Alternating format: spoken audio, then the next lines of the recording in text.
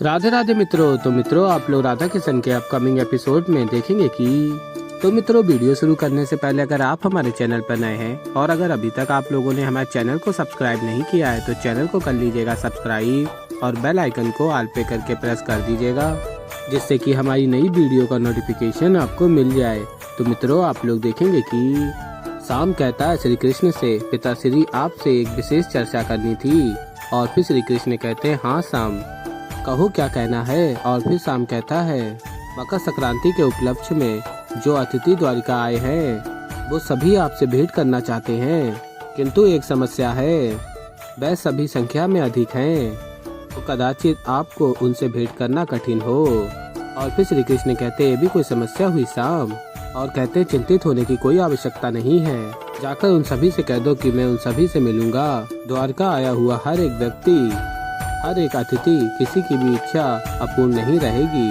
और फिर शाम कहता अवश्य पिताश्री, मैं उन सभी को जाकर आपका संदेश दे दूंगा। और फिर मित्रों आप लोग आगे देखेंगे कि कृष्ण राधा के समक्ष जाते हैं और कहते हैं क्या विचार कर रही हो राधे। और फिर राधा कहती है देखो इस सागर की उन्मुख लहरों को और स्थिर किनारे को, हमारा संबंध भी तो ऐसा ही है न कृष्ण।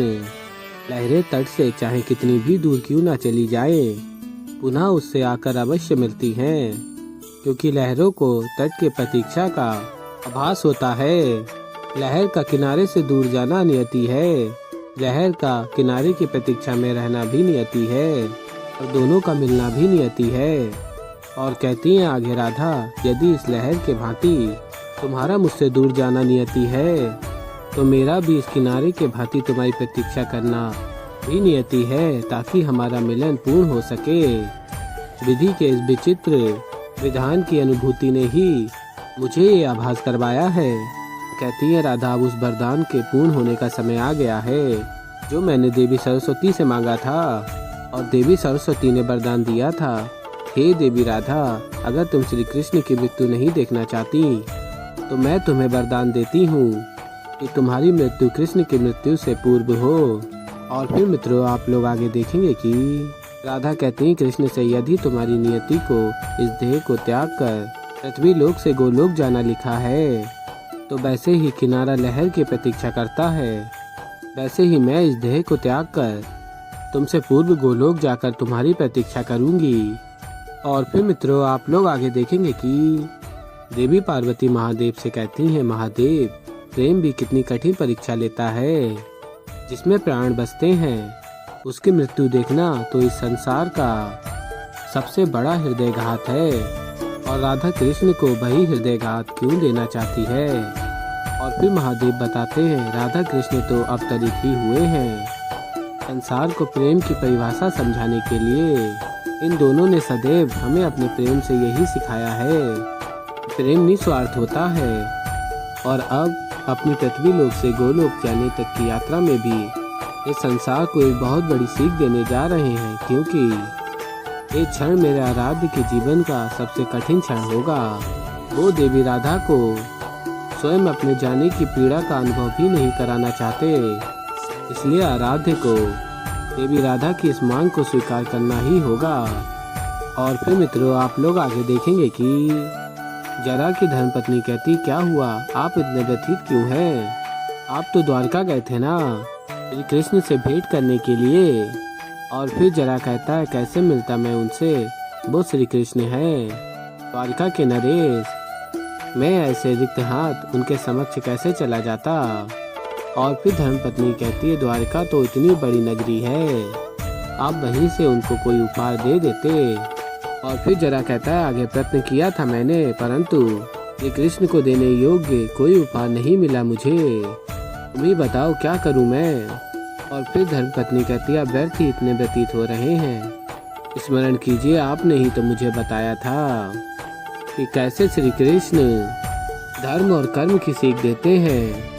उन्हीं का तो कहना है कि मनुष्य को धर्म के मार्ग पर चलते हुए बस कर्म करते रहना चाहिए। और फिर जरा कहता है हाँ स्मरण तो है मुझे। और फिर आगे आप लोग देखेंगे कि और कहती है जरा की धर्मपत्नी आगे, उन्हीं के आशीर्वाद से तो आप एक निपुण आखेटक बने हैं। और फिर जरा कहता बात तो तुम्हारी बिल्कुल सही है। और फिर जरा कहता परंतु इसका अर्थ क्या है? और धर्मपत्नी बताती है जरा को, आपको श्री कृष्ण के लिए आखेट करना चाहिए, इससे आपको उनके लिए एक उचित उपहार भी मिल जाएगा और श्री कृष्ण को ये भी ज्ञात हो जाएगा कि अब आप एक निपुण आखेटक बन चुके हैं। और फिर जरा कहता है, ये विचार तो मेरे मस्तिष्क में आया ही नहीं। मैं इसी क्षण श्री कृष्ण के लिए उपहार लाने हेतु खेत के लिए निकलता हूँ। श्री कृष्ण स्मरण कर रहे होते हैं, राधे तुम कहाँ हो? मुझे ज्ञात है कि तुम्हारी इच्छा क्या है। और फिर राधा कहती हैं, कृष्ण के मौन रहने का क्या अर्थ हो सकता है? यदि श्री कृष्ण ने मुझे वचन नहीं दिया तो सर्वप्रथम मैं अपना देह त्याग कर पृथ्वी लोक से चली जाऊंगी। मेरे लिए कृष्ण के अंत का साक्षी बनना मेरे लिए मृत्यु के समान होगा। और कहती हैं आगे राधा, कैसे सहूंगी मैं ये पीड़ा? और श्री कृष्ण कहते हैं, कैसे दे दूं मैं ये वचन तुम्हें राधे?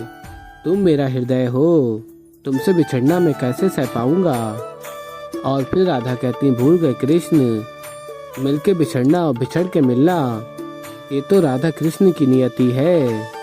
कृपया कर मुझे जाने दो कृष्ण, ताकि मेरे हृदय में तुम्हारी मृत्यु की असहनीय पीड़ा नहीं, केवल तुम्हारे साथ बिताए सुखद क्षणों की स्मृतियाँ होंगी। और फिर आगे आप लोग देखेंगे कि राधा श्री कृष्ण को स्मरण कर रही होती हैं, उनके साथ की सभी स्मृतियाँ स्मरण कर रही होती हैं राधा। और फिर मित्रों आप लोग आगे देखेंगे कि राधा कहती है, तुम ही तो कहते हो ना कृष्ण कि सखी की इच्छा तुम्हारे लिए आदेश है, तो क्या आज तुम अपनी सखी की अंतिम इच्छा साकार नहीं करोगे? और कहती हैं आगे राधा, मेरी विनती स्वीकार कर लो कृष्ण, दे दो वचन कि तुमसे पूर्व मैं अपना देह त्याग कर लूं। और फिर कृष्ण कहते हैं, जैसा तुम चाहती हो वैसा ही होगा।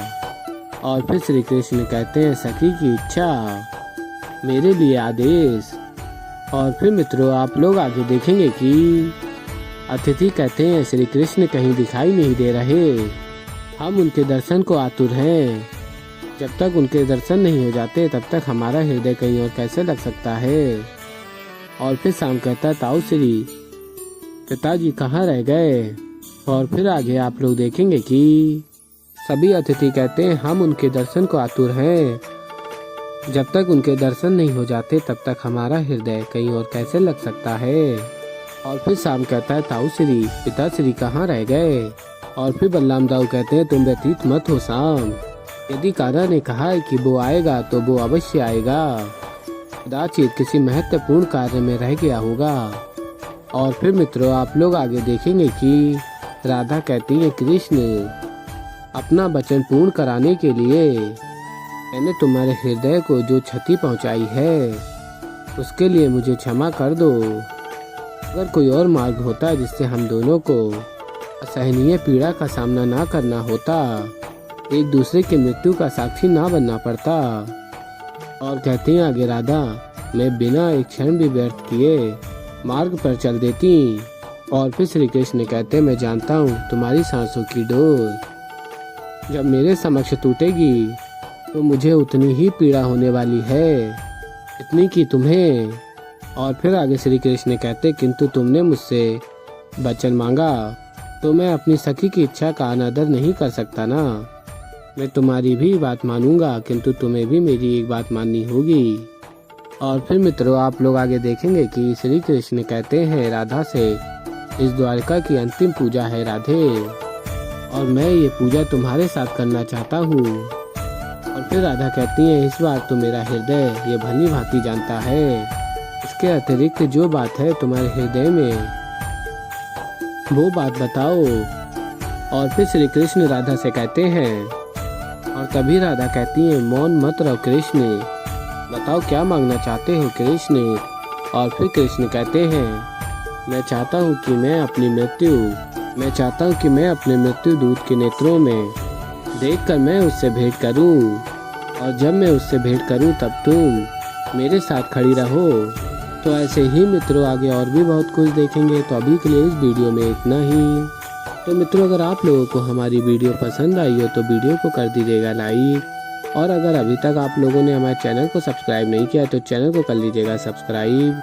और मैं मिलता हूँ जल्दी आप लोगों को एक नई वीडियो के साथ। तो तब तक के लिए मित्रों राधे राधे।